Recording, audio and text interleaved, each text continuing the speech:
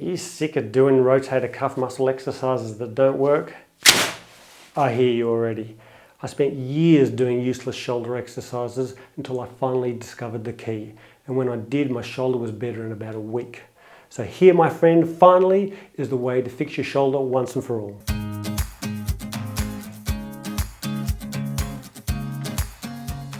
The way to rehab a muscle is light, repetitious movements through their full range of motion. And this gets the muscle spindles functioning properly again, gets blood flushing through the muscles, and gets the body to lay down collagen down the lines of stress. But why does it never seem to work with rotator cuff? Because you're not fixing the underlying cause.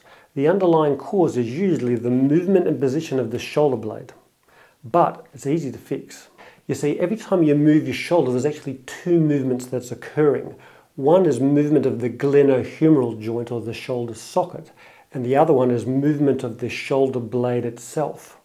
If the shoulder blade doesn't move and upwardly rotate enough, then we end up moving too much here in the glenohumeral joint or the shoulder socket, and things can become impinged.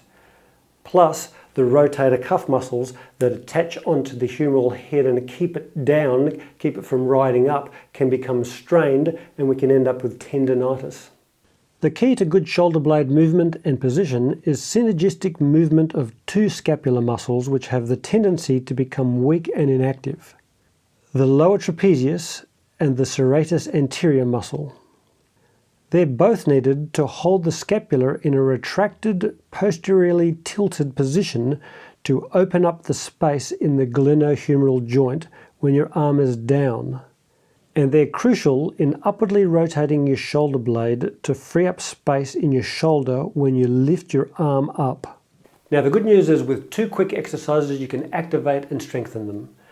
Just do these two exercises in order though. The first one shows you how to do the second one well.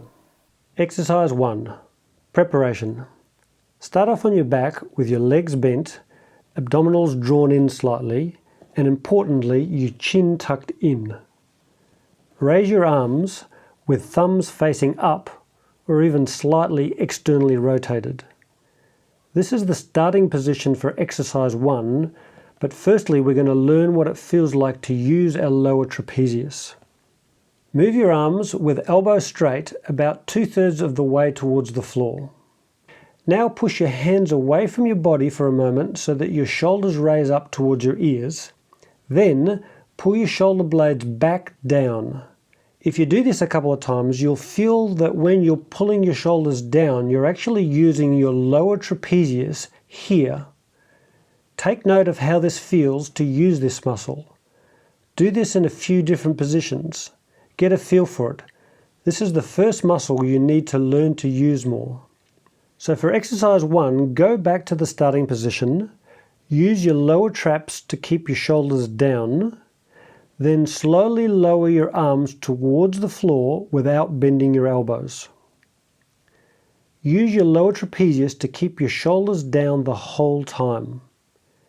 You'll notice it gets harder the further you go.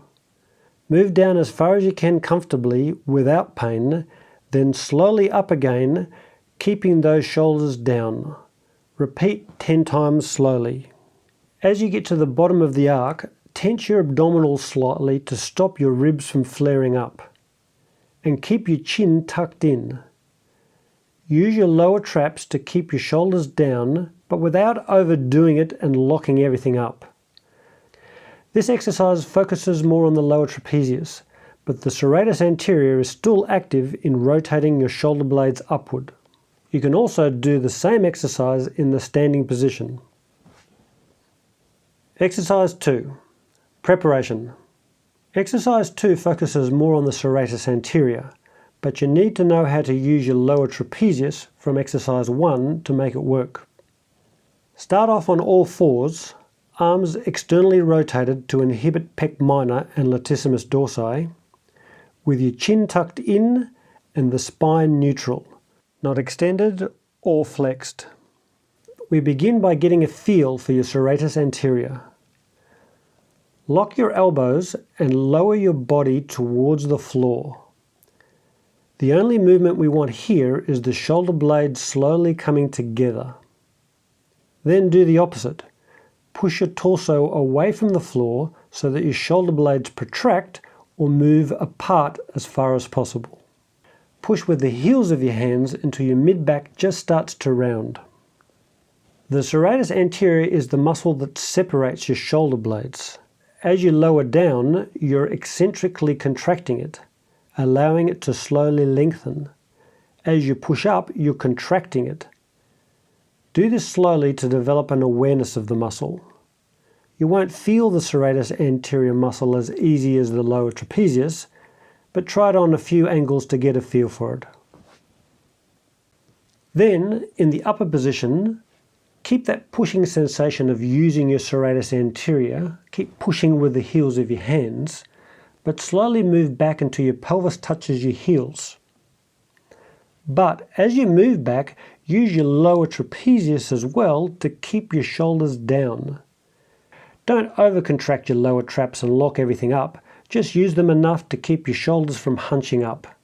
You should be able to feel them working though. Then rise back up slowly again.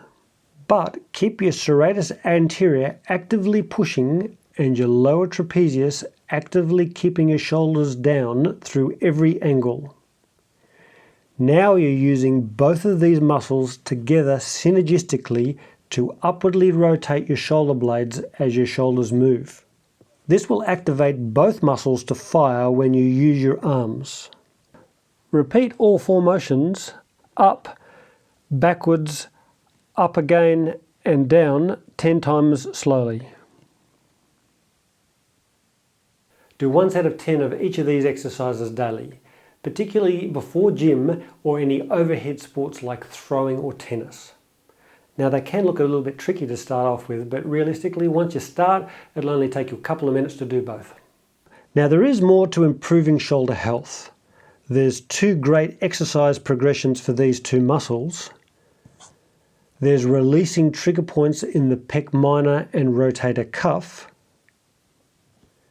reducing thoracic kyphosis, and some people actually need to rehab the teres minor and infraspinatus. But these 2 exercises I've given you today are the key. Most people with more minor shoulder problems will improve with just these 2 exercises. And they're also very good at inhibiting tight upper trapezius muscles and taking pressure off strained AC joints. So they're about the most important exercise you can do for your upper body. But that's it for today. Hope you liked the video. If you did, give it a thumbs up, write a little comment, consider subscribing, and I'll see you next time. Cheers. Ow.